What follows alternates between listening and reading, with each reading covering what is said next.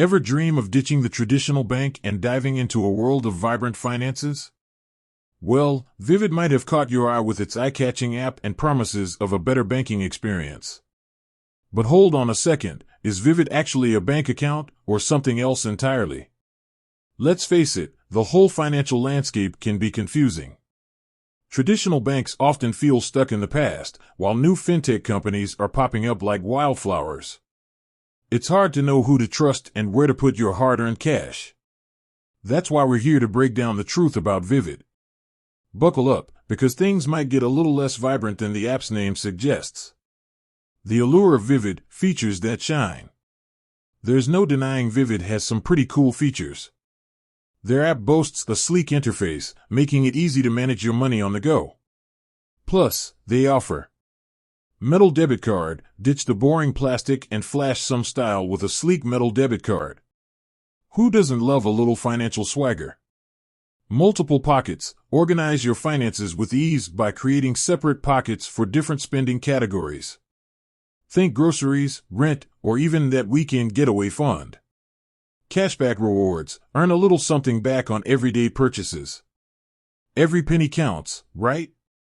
Investment options, want to grow your money? Vivid allows you to invest in a limited selection of stocks and ETFs. So, is it a bank account? Not quite. Here's the plot twist, Vivid isn't actually a bank. It's a financial technology company, also known as a fintech. This means they don't hold a banking license, which is crucial for a true bank account. So, where does your money go when you use Vivid? They partner with a licensed bank, usually regional depending on your location, to hold your deposits.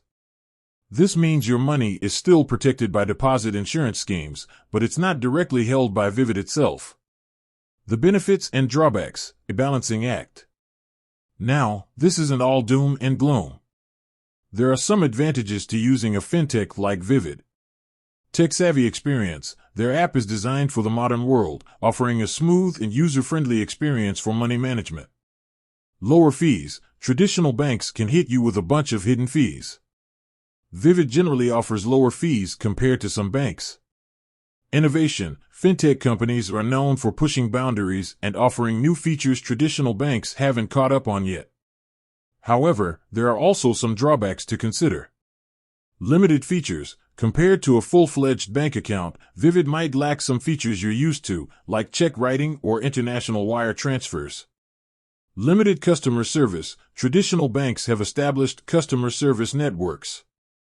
With a fintech, you might encounter limitations in getting help quickly.